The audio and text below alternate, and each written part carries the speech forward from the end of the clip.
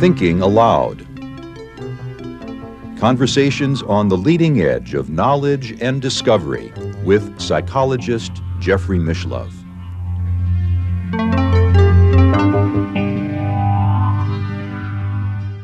Hello and welcome. I'm Jeffrey Mishlove. Today we'll be examining esoteric mysticism in Islamic Iran. With me is Reza Jorjani, who is the author of Prometheus and Atlas, World State of Emergency, Lovers of Sophia, novel Folklore, and also Iranian Leviathan. Welcome, Jason. Pleasure to be with you, Jeffrey. You know, when we talk about esoteric mysticism, how does that differ from exoteric mysticism? I mean, there is a sense in which every religion, even the most exoteric, has some mystical elements. Well, I think it's a question of a tension between the facade of religious law and the hidden or occult dimension of a religion that might be seen as abrogating that religious law. So in an Islamic context, there are two concepts, zahir, or the exoteric facade, and batin, or the esoteric essence. And so when we're talking about esoteric mysticism, we're not talking about the kind of mysticism that's simply a very zealous degree of piety, or kind of like monastic saintly contemplation of the divine. We're talking about a kind of mysticism that purports that there's an hidden core of religion which is in explicit conflict with the outward facade. And that should that batin, should that esoteric core be understood, it will actually nullify the zahir, or the exoteric facade. Mm-hmm. So that's pretty extreme. It is, and it is characteristic of the entire esoteric tradition in Iran after the Islamic conquest. Mm-hmm. Well, at the time of the Islamic conquest, or shortly thereafter, you had the division of Islam into the Sunni and the Shiite branches, and Iran became, I gather, in some sense, a center of Shiite Islam. It ultimately did. Although you have Sufi orders whose esotericism is identical to what later becomes Shiite esotericism. When it comes to the more radical Sufi orders that are nominally Sunni, their theology doesn't differ all that much from the esoteric Shiite groups. What's important is that they are Iranian. Mm-hmm. And so Iranian Islam in general tends to have this distinction between the esoteric and the exoteric. Okay. Well, when after the Islamic conquest, there was a caliphate that was established, and initially, I guess it'd be fair to say, Iran was under Sunni Islamic rule. That's right. Until about the 800s, when you had a rebel movement in the mountains of Azerbaijan. And this was led by initially a man named Javedan. And Javedan brought a fellow into his estate who was born with the name Hassan and later adopts the name Babak. So this fellow was a Shiite. And he winds up working in Javedan's estate, becomes so close to Javedan that although Javedan has his own son, he makes Babak the inheritor of his estate. And after Javedan is killed in a battle in the snowy mountains of Azerbaijan, Babak goes on to marry Javedan's widow. And this group of neo-Mazdakites, really a group of people who are continuing the Mazdakite esoteric movement, they believe in a form of reincarnation where reincarnation and possession are not really clearly distinguished from one another. Mm-hmm. And in fact, as you know from your own research and other discussions you've had with people in the field of parapsychology, Ian Stevenson's research on reincarnation features many cases where it's not very clear what counts as possession versus what counts as reincarnation. So Javedan's widow claimed that after Javedan was killed, Babak was possessed by his spirit. And he raises this army that he calls Sepah Javedan, which could be understood as the army of Javedan, or it could be understood as the immortal army, Javedan meaning immortal, or the immortal guard, the name of the old Achaemenid elite guard. And Babak uses this Sepah Javedan to wage a campaign of resistance against the caliphate in a large swath of territory that includes all of Iranian Azerbaijan and the region around the Caspian Sea. He develops a close diplomatic rapport with the relatively independent principalities around the Caspian Sea, and wages a ferocious campaign of resistance against the Arabian Caliphate. Mm-hmm.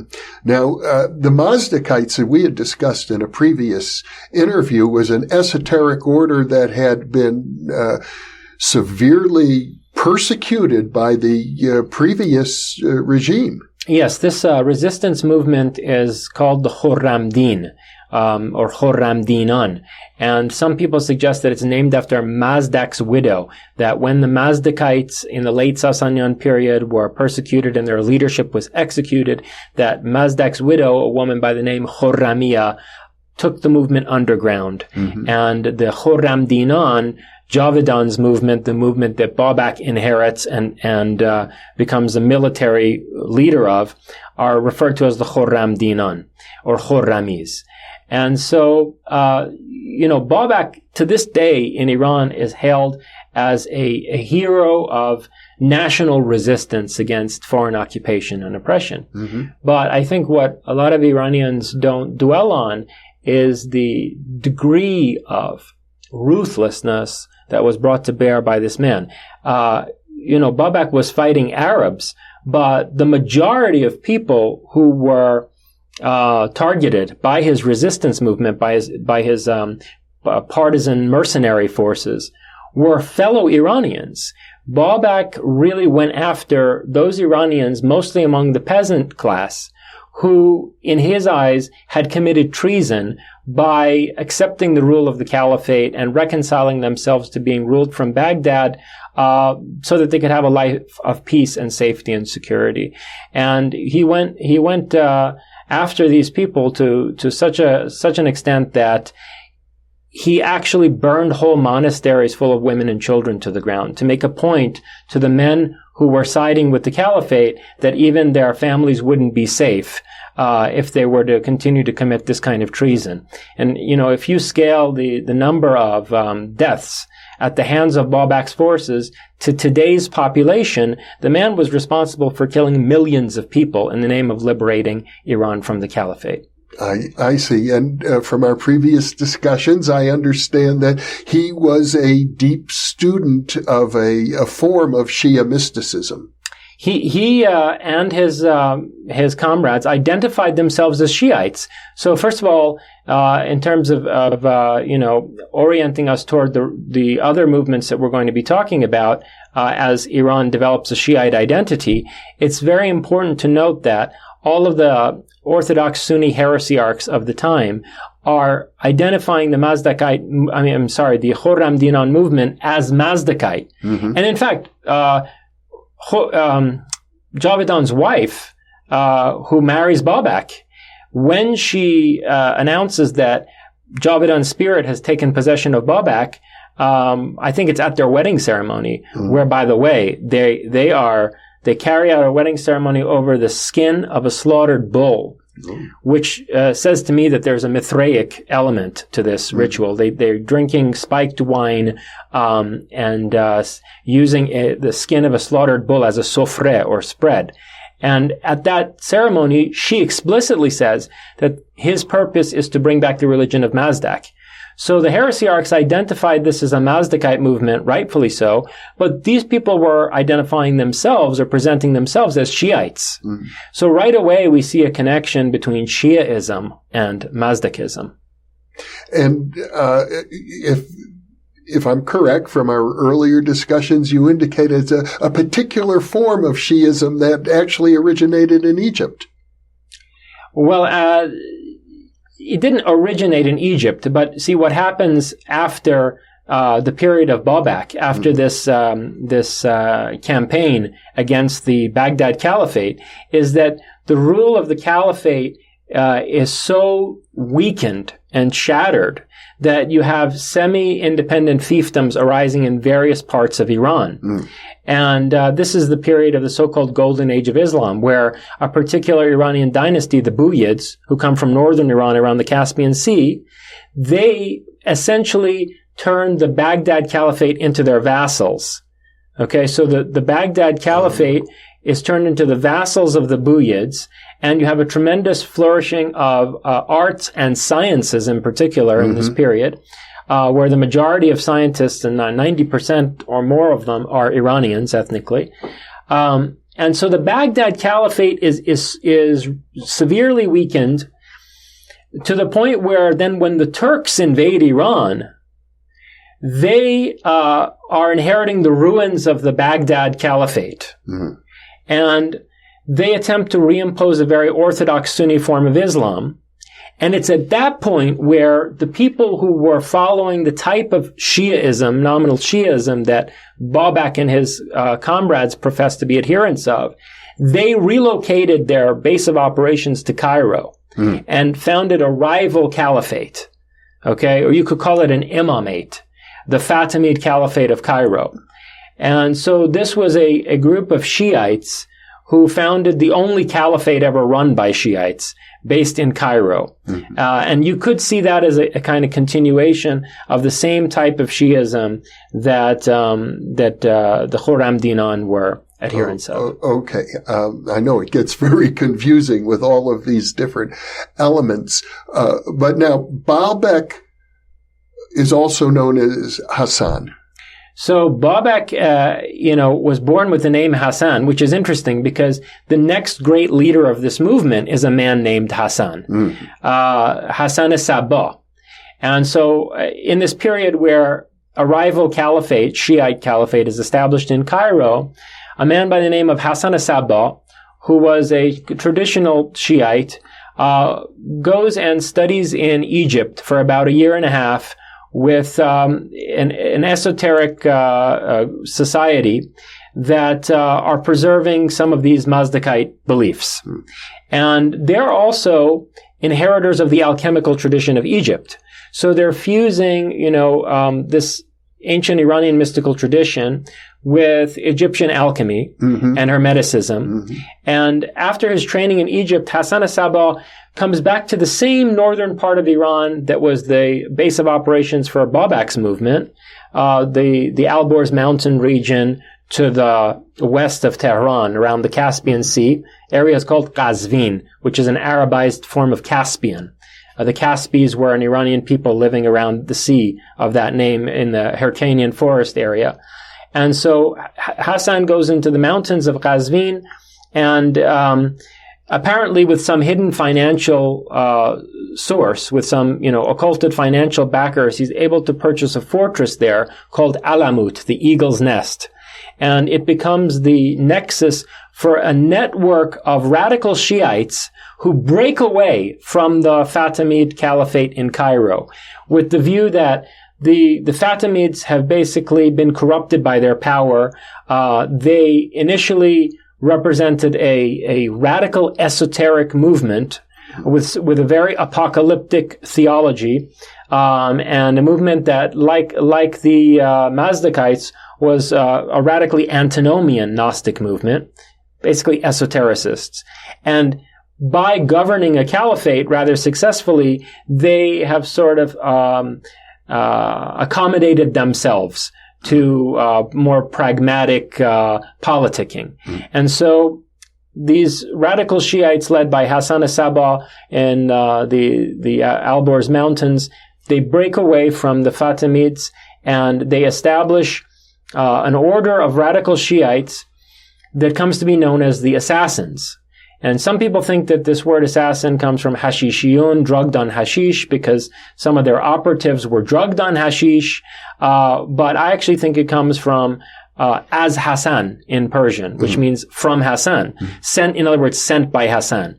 And so Hassan would send these operatives into the court of the Seljuk Caliphate, and other against other enemies, to infiltrate them for periods of 10 or 20 years before they would receive a secret signal to carry out an assassination. Mm-hmm. So they were deeply embedded double or triple agents, known as assassins. And so what we have here is a fusion of a very radical political organization with esoteric mysticism. Yes, and the motto of the Order of Assassins was "Nothing is true, everything is permitted."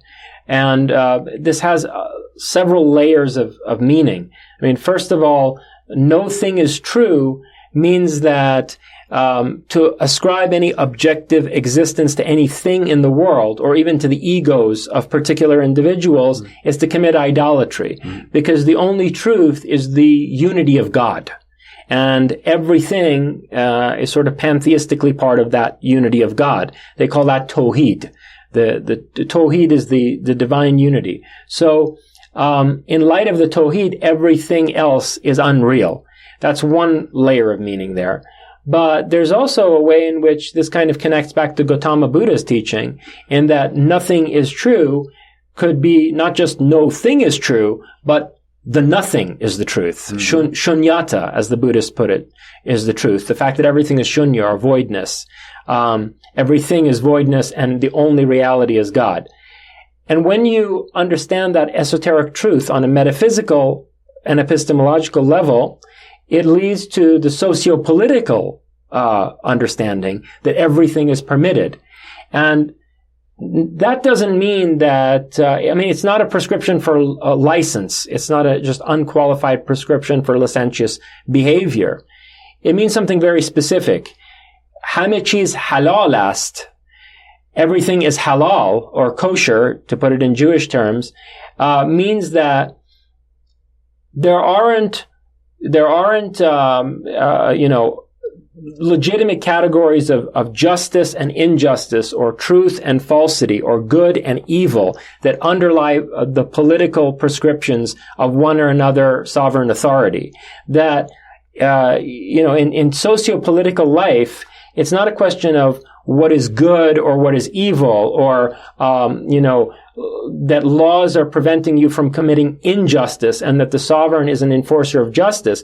Rather, the way that a state is governed is by prescribing certain things as permitted and other things as forbidden. In other words, when you understand the divine unity as the only reality, you also recognize that all political power is coercion, and that all laws are ultimately based on arbitrary force. Mm-hmm. Which I suppose would be a very good ideology for assassins. It's a good ideology for the ultimate freedom fighter, which I think these people were. They were free-spirited people who were attempting to resist a highly centralized and hierarchical authority in terms of the caliphate. But in resisting that authority, they also created an extremely authoritarian hierarchy of their own. So there's a certain paradox in the Order of Assassins where Hassan Sabah was basically deified. He and his successors were referred to as an imam, which in Shiite terminology is certainly in the radical Shiite terminology that they're working with, is at least a successor to the Prophet, if not higher than the Prophet. Mm-hmm. Some of these radical Shiites put the line of imams higher than the line of prophets. And these Shiites in particular, the Order of Assassins, claimed that the first of the imams wasn't Ali, it was Salman of Farsi, Salman the Persian. And they put him on a station higher even than Muhammad. So Hassan was seen as a continuation of this line, and he was almost deified, and he was in command of a very hierarchical political organization with a network extending all throughout Iran, based around these fortresses built in the mountains. Mm-hmm. I suppose it's useful to mention with regard to Zalman, the Persian, that we have a previous interview, I can link to it, in which you discuss his role in the formation of Islam. And it seems to be a very important and strategic role. Yes, the assassins seem to be in possession of secret knowledge that Salman was the originator of Islam and really the initiator of Muhammad. Mm-hmm. So they were preserving the esoteric truth of Islam. And so they claimed that, consistent with the Mazdakite teaching, that religions have an exoteric facade and an esoteric core, and that at the apocalypse, at the end of time, the esoteric core would be publicly revealed. So there would be no need for dissimulation anymore. There would be no need for taghyeh or dissimulation, where those who are in possession of the esoteric truth have to pretend to be orthodox believers in a certain religious law. And in fact, the successor to Hassan as-Sabah, Hassan II of Alamut, declared in 1164 that the apocalypse had come, and not only did he abrogate the Sharia, did he nullify the Sharia, he declared the death penalty for anyone within territories under the control of the assassins who continued to live by Sharia law. And I gather at this point they controlled a significant territory. Indeed, they did, going all the way from northern Iran into Syria. And so the other thing, though, that I want to point out, because we've emphasized the sort of militaristic dimension of this movement, is that they were great patrons of science and learning. And under Hassan as-Sabah, many libraries and laboratories were built into the fortress of Alamut. Later, when the Mongols come in and they destroy these fortresses, there are reports on the part of the witnesses who enter, finally, the public who enter Alamut Fortress after it's opened up by the Mongols, that this place was full of libraries and laboratories. And Hassan as-Sabah himself was not only an author of metaphysical or mystical treatises, he was an astronomer and a mathematician who penned scientific treatises as well. And studied alchemy. So he was quite a polymath, Hassan was. Very interesting. But when the Mongols came in, they took the fortress apart. Yeah, and let me just mention before we get to the Mongols that this polymath, who was an astronomer and a mathematician, was according to some stories, the schoolmate of Omar Khayyam in his youth. And Omar Khayyam, the greatest astronomer, one of the great mathematicians of the so-called Islamic Golden Age, was a schoolmate of Hassan as-Sabah. Mostly remembered, though, for his poetry, which he wrote only at the very end of his life. So, Omar Khayyam had reconciled himself to the Seljuk Caliphate. There were actually three schoolmates: Hassan Sabah, Omar Khayyam, and Nizam ul-Mulk, the Iranian prime minister of the Turkic Seljuk Caliphate. And so Nizam ul-Mulk, the Iranian prime minister of the Seljuk Caliphate, was in the crosshairs of the Order of Assassins, and he was ultimately assassinated. And so, here you have these three guys. One of them is on the take from the Caliphate. He's having his scientific research subsidized by Nizam ul-Mulk. Nizam ul-Mulk himself is the prime minister of the Seljuk Caliphate, and Hassan as-Sabah is targeting this caliphate and ultimately assassinates the prime minister. Because the Order of Assassins opposed the Sunni Caliphate, which had now been sort of taken over from the Arabs by the Turks. I think that, like the movement of Babak before them, they believed that Islam had been misappropriated, that Islam had some esoteric purpose that had been perverted by the Arabian Caliphate. And they were trying to basically get back onto the original program. And so, judging by what the assassins were preaching, the original program had to do with understanding the secret truth of the divine unity and creating a form of society and a political order that reflected that. They also have certain beliefs. The assassins also have certain beliefs that you find in the Mazdakite movement, and that from an Orthodox Islamic standpoint are totally heretical. For example, reincarnation. what you have are these very, I'm going to call them cosmopolitan, for lack of a better word, free thinkers. They're interested in the Mazdakite heresies, also involved, if I remember correctly, free love and lack of private property and very, I don't know, communal living, I guess, opposed to the strictly authoritarian caliphates, whether they're Arab or Turk or Mongol. Yes, well, you characterize them as cosmopolitan. I would say humanist. And another very important point about the Order of Assassins is that they believed that the human being was the culmination of the cosmic creation and the purpose for the sake of which the universe had been brought into being.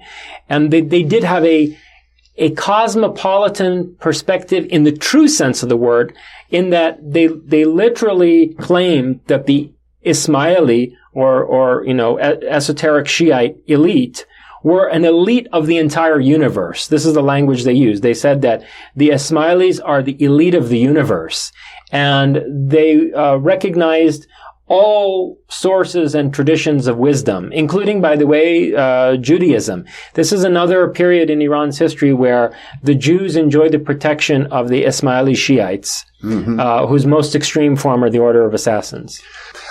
I know you wanted to mention the 3 levels of humanity, isn't it? Yeah, so, the elite, who consider themselves the elite of the universe, they're the people who can understand the esoteric truth even without the guidance of an imam. And then there are 2 lower rungs of humanity in terms of the evolution of consciousness, or the cultivation of wisdom. And the one underneath that are people who are inclined toward seeking the truth. They are capable of mystical insight, but only under the guidance of an imam and within the context of an institutional structure.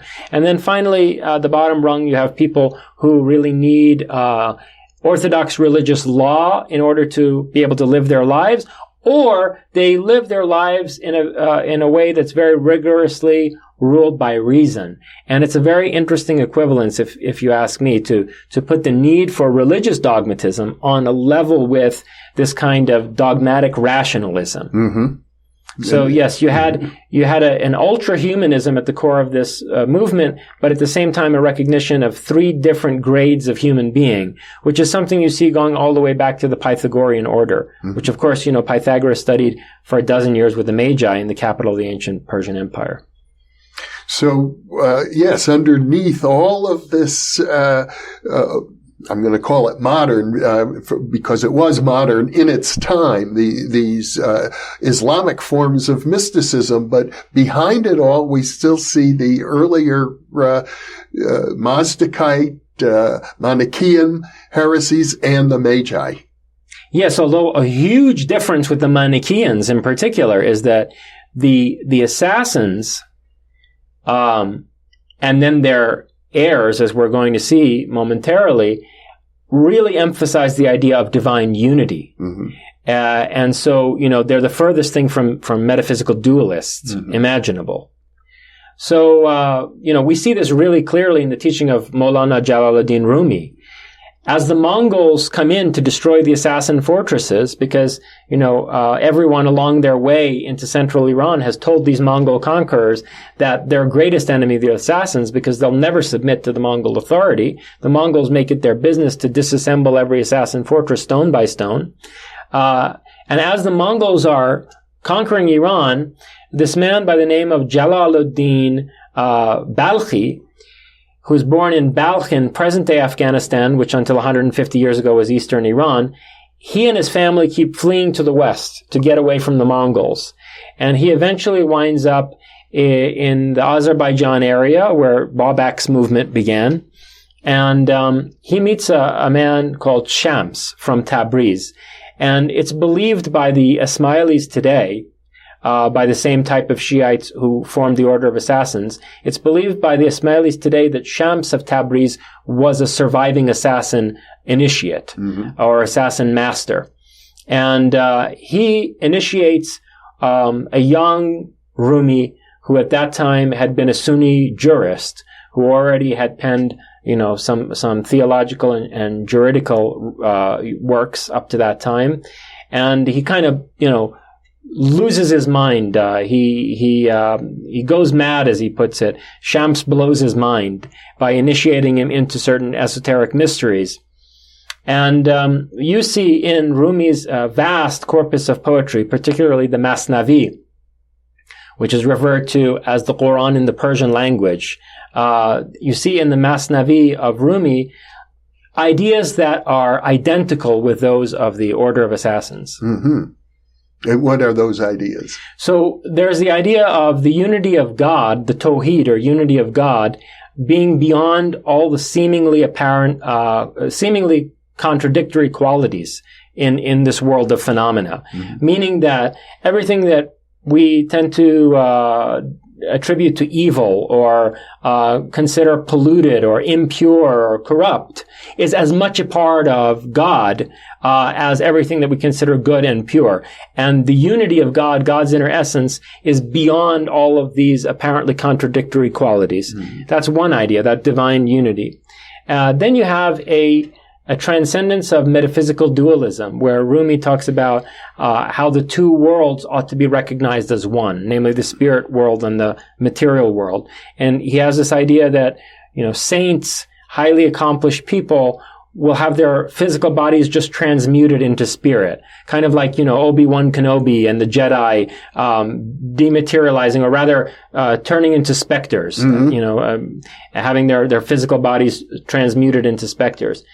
Then you have also the idea that the human being is the summa of all creation, and that everything else exists for the sake of man.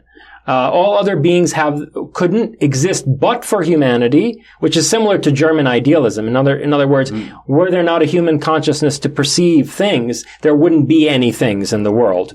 And all the things that have come into being are sort of stage setting for the creation of man, and God requires the creation of man in order to express his own essence. It's something of a precursor to Renaissance humanism. Absolutely. Mm-hmm. Absolutely. It's ultra-humanistic and anthropocentric.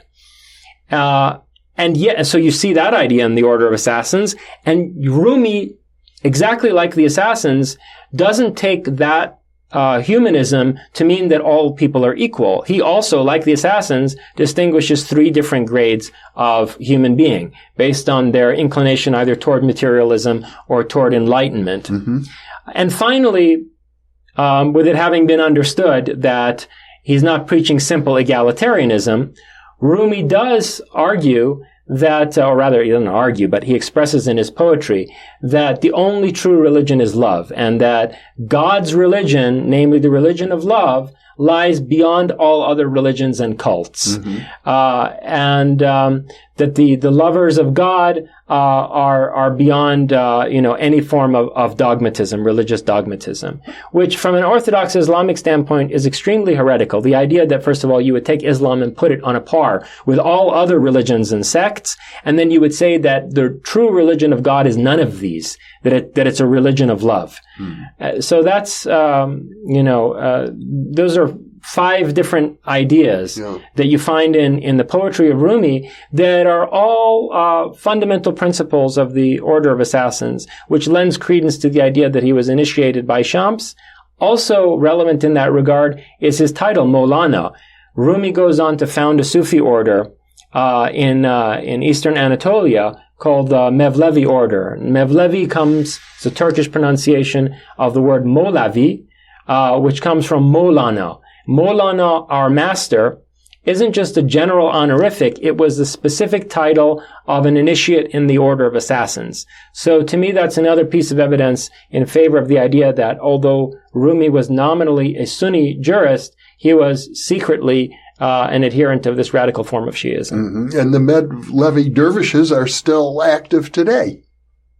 Yes, and this whirling dance that the Sufis perform, some people believe goes back to an Iranian Sufi in what is today southern Iraq, Mansur al-Hallaj, who famously proclaimed, Ana al-Haq, I am the truth, and would revolve around himself. In other words, he would whirl, with the idea being that he didn't need to go make a pilgrimage to the Kaaba in Mecca because he himself was the Kaaba. And you see this idea reemerge later in the history of esoteric mysticism. And I gather, though, that the Orthodox Muslims persecuted him. They executed him. They executed him. For that brutally belief. executed So that's considered very heretical. And yet at the same time, Rumi, to my understanding, is regarded widely in the global Islamic community as maybe being second only to Muhammad as a religious figure. Well, he's a very controversial figure even to this day, but the spread of the Persian language in an area from Delhi in India ultimately to Istanbul, it having become the court language of the Mughals and of the Ottomans, made it so that, Rumi's poetry was disseminated over the entire core of the Islamic world. And I think Islam was understood through the lens of Sufism or Iranian mysticism, much more so than it is today by a lot of Orthodox Muslims. So even though the Mongols had literally destroyed all of the assassins' fortresses in the teachings of Rumi, their esoteric mysticism has in effect survived. It has, and we also see this in the poetry of Hafez. Rumi and Hafez are probably the two most revered poets in Iran today. Rumi more so by spiritually inclined people, and Hafez more so by secular individuals. And so when the Mongols came into Iran, they were bringing the legacy of like Genghis Khan and these Siberian Central Asian warlords into Iran, and these Siberians were very closely connected to the Turks. So before the Turks invaded Iran and then the Mongols invaded Iran, the Turks and the Mongols had a common history together in parts of Central Asia and Siberia, and after the Mongol conquest of Iran, there was a Turk in Central Asia by the name of Timur, they call him Tamerlane in the West, who attempts to synthesize the legacy of the Turks and the Mongols, and as a Turk claims the mantle of Genghis Khan and tries to establish a vast empire in the name of furthering Genghis Khan's legacy. And this Tamerlane gets all the way down to Shiraz, where he in fact meets Hafez. And so, Hafez's life is coinciding with a period where you're seeing the final destruction of Iranian culture by people who are waving the banner of the Mongol Khanate. Tamerlane is regarded as one of the most brutal conquerors in all of history. He created pillars of decapitated heads in the various Iranian cities that he conquered. And so it's really fascinating to see this really subtle, humanistic religion of love being preached by Rumi and then by Hafez in the midst of all of this brutality. It's a very interesting enigma or paradox of history to see such a humanistic, poetic expression emerge from out of such violence and brutality. How do you account for that? I think, it was the last resistance of the Iranian spirit against Islamic orthodoxy and against tribal barbarism, which had joined hands to oppress the country. And the destruction of the assassins meant the end of any organized political resistance for some time. But then we had resistance on the level of the individual free spirit. And Hafez is really, he really epitomizes that human type. So, now, the Mongols assumed the Shiite religion, did they?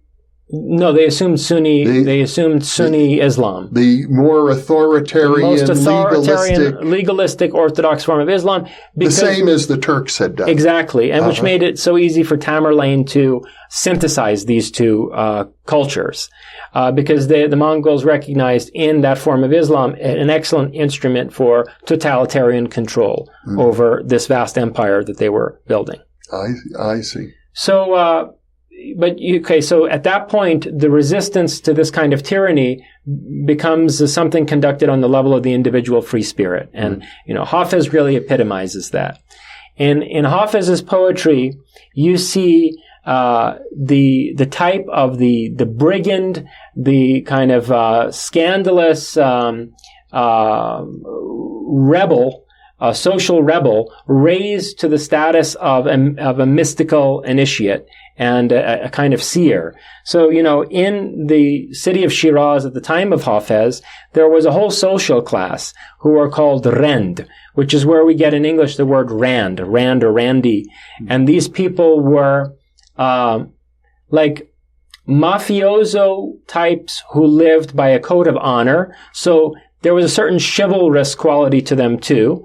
And they were known as very scandalous people. They're outrageous or scandalous people who provided protection to wine taverns, brothels, casinos, opium dens, all of the institutions that were prohibited by Orthodox Islam on a kind of neighborhood by neighborhood basis. They provided protection for these institutions and for the people who would frequent them. And, they're seen as scoundrels and brigands and rogues. Mm-hmm. Well, Hafez takes this Rend figure, this Rend type, and he synthesizes it with another type known as the Qalandar, who is a person who's ostracized from society on account of his unconventional behavior, but as a mystic. This is a kind of mystic who rejects the conventions of society, and who it's believed is singled out by God so that God can exclusively and jealously enjoy the love of this mystic. God brings this Qalandar to act in a socially unconventional fashion to the point where he's ostracized and subjected to blame or malamat, so that the mystic will be drawn closer to God. Mm-hmm. And the point is made that although such a person is outwardly blameworthy, the person is inwardly salem, or of not just a good character, but a saintly person. Mm-hmm. So someone who has outwardly scandalous, outrageous behavior in defiance of social convention, but inwardly is really a saintly person. Hafez takes this type of the Qalandar mystic and he fuses it with the Rend to create a type called Rend Qalandar in his poetry. And he makes the further perverse move from any orthodox standpoint of claiming that this is the perfect human being. In the Islamic tradition, there is this idea of insan kamel, or the most complete or whole human being.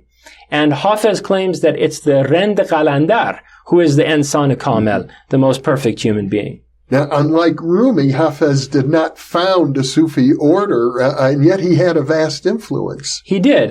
He didn't found a Sufi order. This type of personality, I think, would never have set himself up as the leader of any institution. Mm-hmm. But he was very well versed in theology.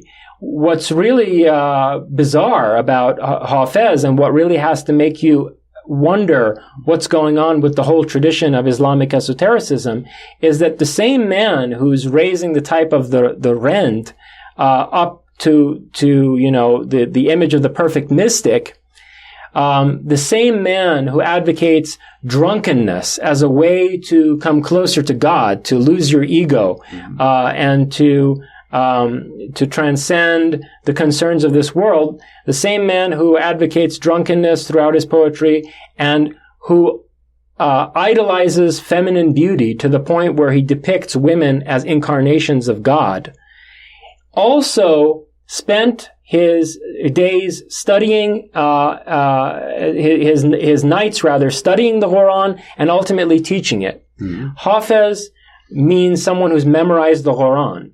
His actual name was Khaja Muhammad Shirazi. And Khaja Muhammad Shamsuddin Shirazi.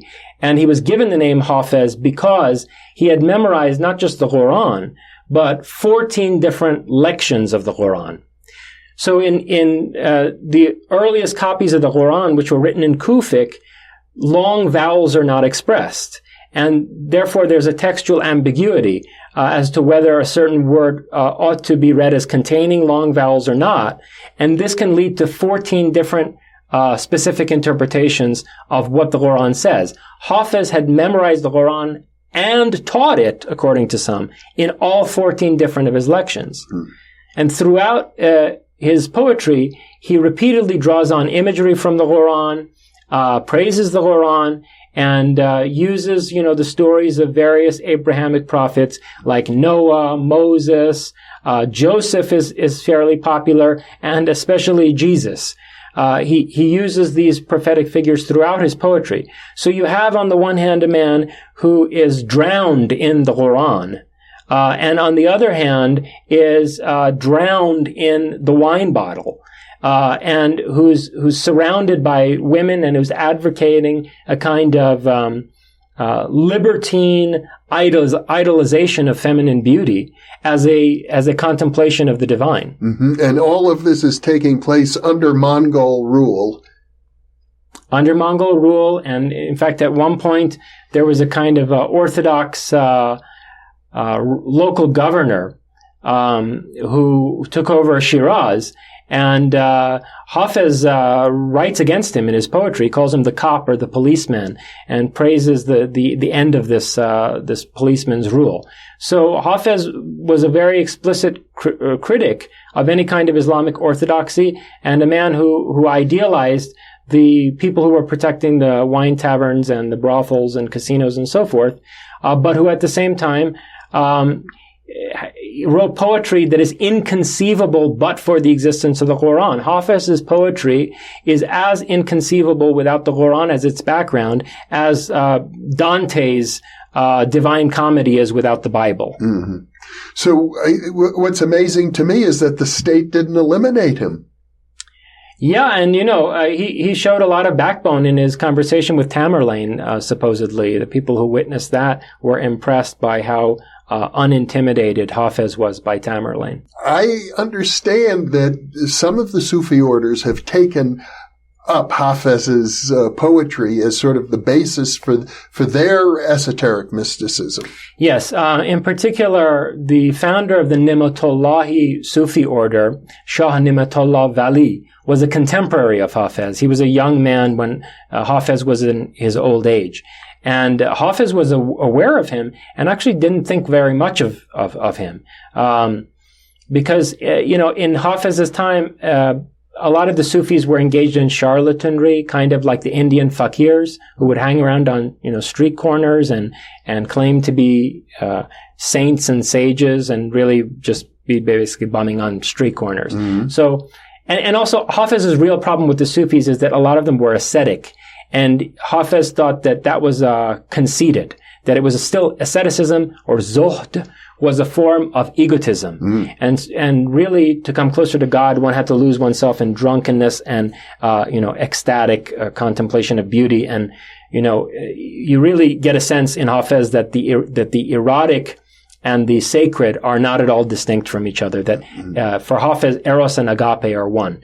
At any rate, although Hafez took a dim view of the founder of the Nimatullahi order, his successor, Shah Nimatullah Vali's successor, Shah Qasim Anvar of the Nimatullahi order, canonized Hafez's poetry as part of the writings of the Nimatullahi order and undertook exegeses, deep exegeses of Hafez's writings. So Hafez was assimilated into the canon of various Sufi orders. And the next most important Sufi or esoteric Shiite movement that we see rise up in Iranian history comes from out of one of these Sufi orders within about 50 to 100 years of Hafez's lifetime. And what are the dates for Hafez? He's around 1350. Mm-hmm.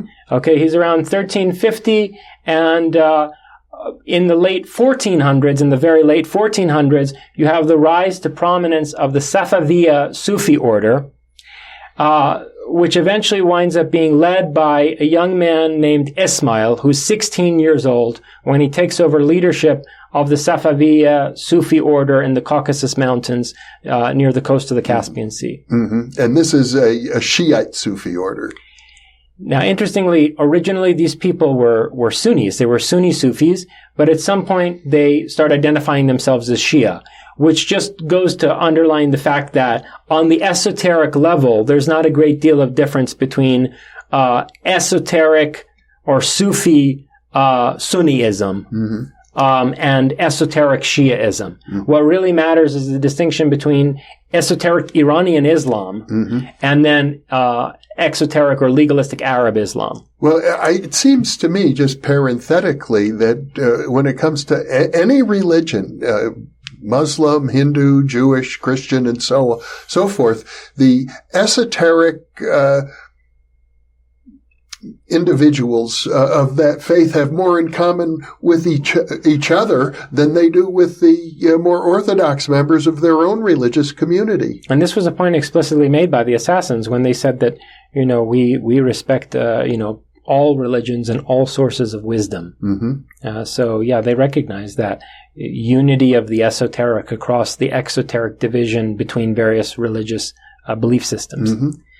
So the Safaviya Sufi order rises up in the late 1400s, and it's led by this 16-year-old Ismail, who hides out for a while in the Hyrcanian forest, the forest around the Caspian Sea, which were a stronghold of Mazdakites. And, to this day, in that part of Iran, around Rasht, you have all kinds of jokes about, Rashti women cuckolding their husbands, and these women around the Caspian in that forested area who basically go and sleep with whoever they want, and the agrarian society of that area is very socialistic, and so there is a survival even to this day of what appear to be Mazdakite beliefs in that area. So one can only imagine that at the time, around 1500. Where Shah Ismail was hiding out in those forests, he would have been introduced to another source of Mazdakite beliefs besides what had been preserved in his own Sufi order. And, his Sufi order, it's important to point out, on an ethnic level were Kurds. Shah Ismail Safavi was an ethnic Kurd. So he comes from that branch of the Iranian family, the Kurdish branch. And a lot of the beliefs that you see expressed in Shah Ismail's extensive corpus of poetry are very similar to the beliefs of a sect of Kurdish mystics that survives to this day in Iran, called the al-Hallaj, or people of truth. They're also known as the Yarasan in the mountains of Iranian Kurdistan. And they are nominally Shiites. And you'll see that the al-Hallaj believe, for example, in reincarnation. And reincarnation is an idea that you see in the poetry of Shah Ismail. Shah Ismail claims to be the reincarnation of a number of past historical figures. And interestingly, he also identifies himself with figures that are conventionally conceived of as evil in Iranian history. He'll say, I am Jamshid, and I am Zahak. Jamshid being the great venerated, primordial Iranian king, and Zahak being the most demonized ruler in the history of Iran. In the Iranian national epic Shahnameh, he's depicted as a demon king.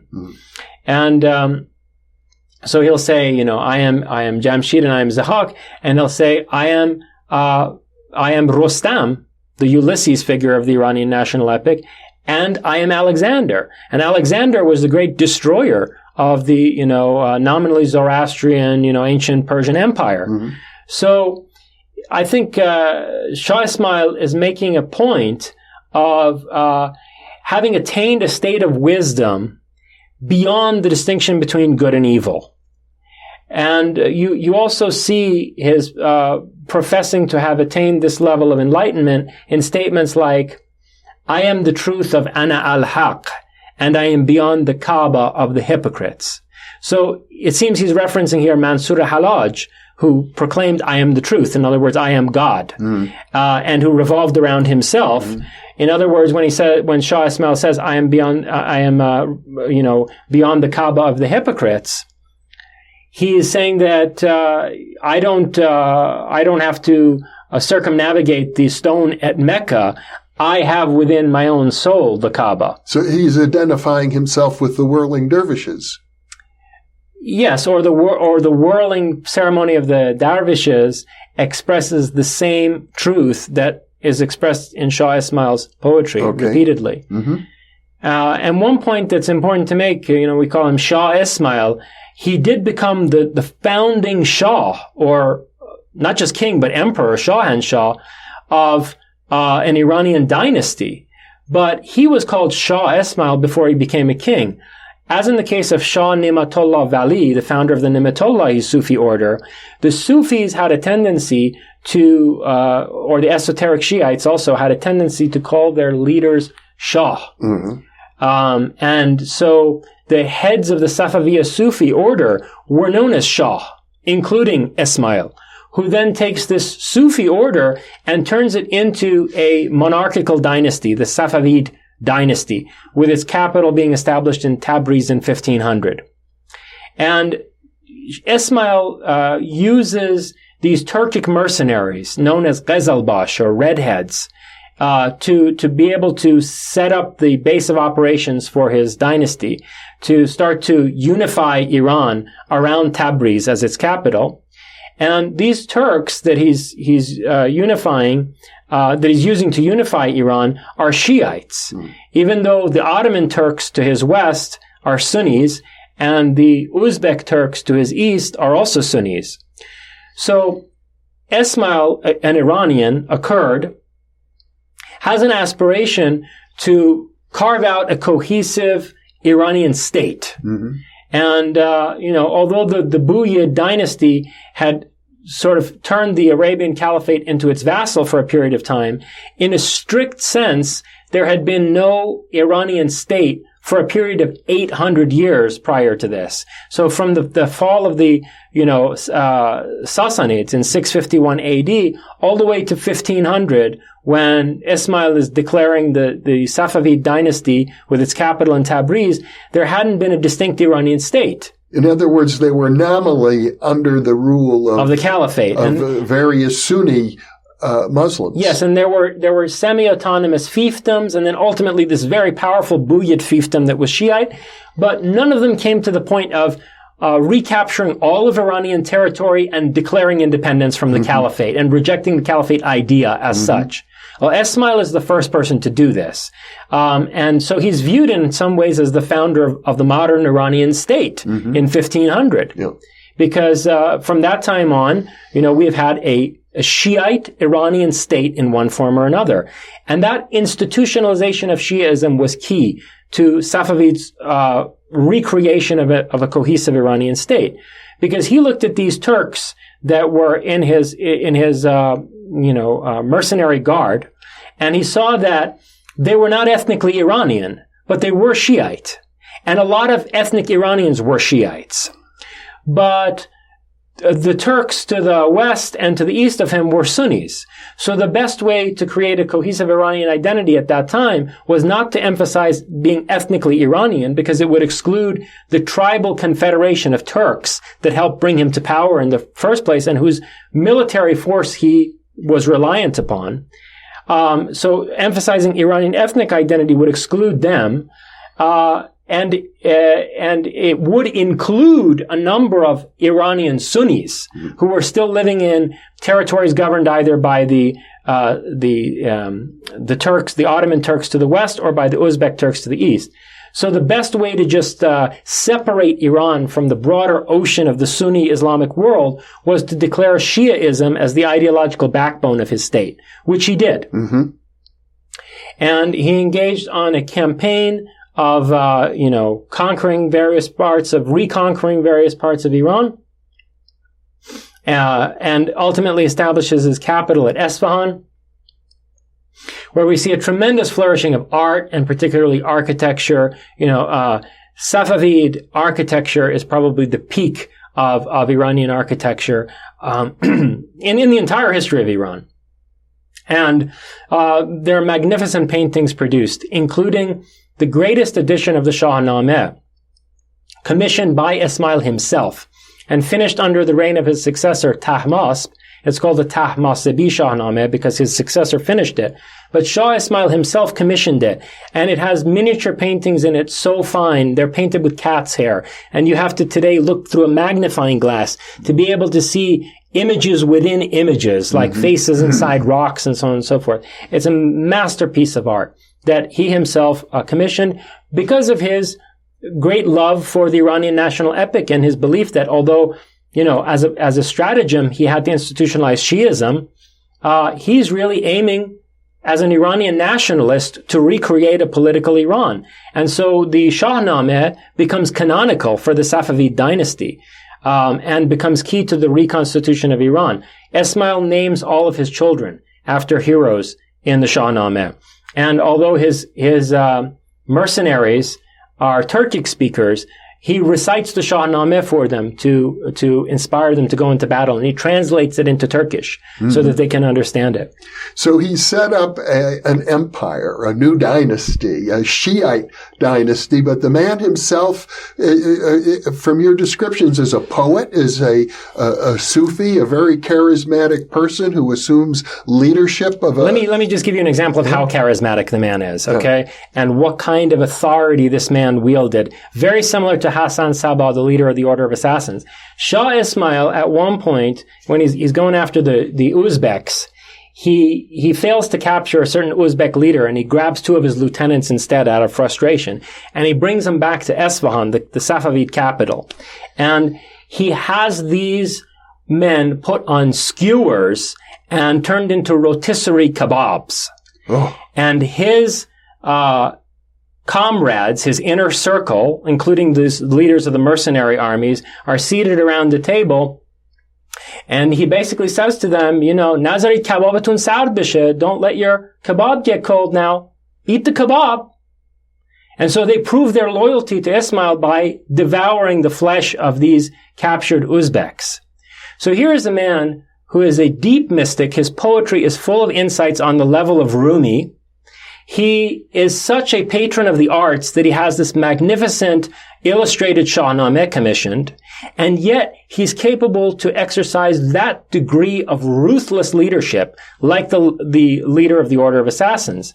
And, however much one might, be disturbed by this or want to criticize it, any Iranian nationalist knows that the Iranian people owe a debt of gratitude to this man for being the first person who was able to establish an Iranian state after a hiatus of 800 years.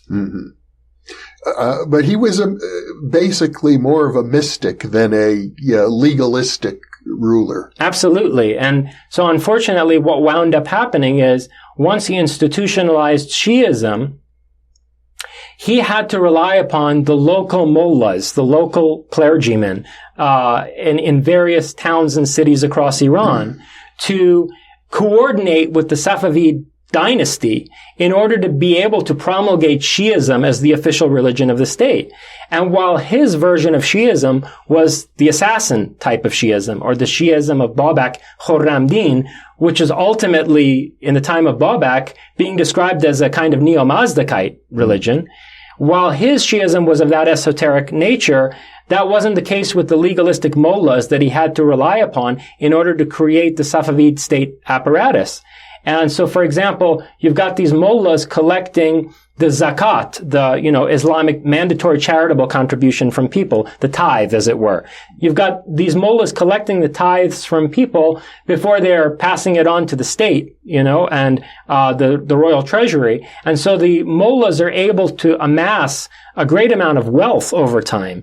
And while initially they're very deferential to the Safavid monarchy for becoming their patrons and for institutionalizing what had been a minority religion, over time, they start to put a chokehold around the Safavid monarchy. They tighten around the Safavid monarchy like a boa constrictor.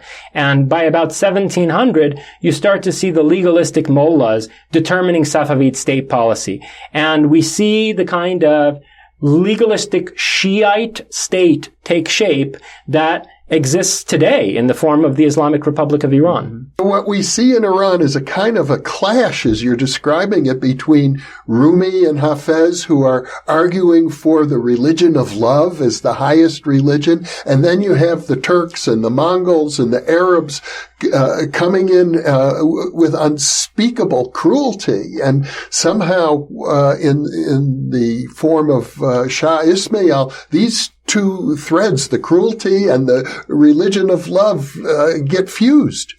You could say it that way. I mean, look, that degree of authoritarianism exercised by Shah Ismail was evidently necessary in order to finally put Iran back on its own 2 feet. I mean, Babak had failed to do so. The assassins were on the point of doing so. Okay, so Babak failed because the Turks came in, and they destroyed that phase of the movement. And then the assassins were on the verge of defeating the Turkic Seljuk Caliphate when the Mongols come in and destroy. So, failed attempt after failed attempt ultimately drives home the necessity of a use of a comparable degree of force and authoritarianism in order to create a state that at heart is based on these esoteric insights that we see in people like Rumi and Hafez. So I think the takeaway here is that in the entire period from the Islamic conquest of Iran, from the early revolts against the caliphate, all the way across a span of 800 years to the reestablishment of the first Iranian state, you had this esoteric mysticism at the core of every nationalistic movement that sought to redefine an Iranian identity on a social and political level.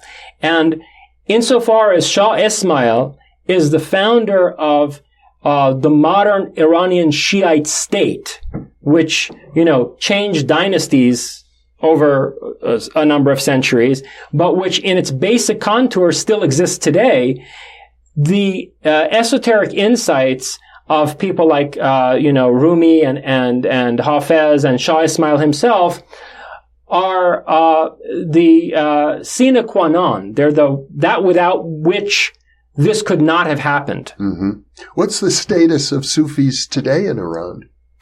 The Islamic Republic is concerned about the degree of devotion that Sufi followers give the leaders of their orders.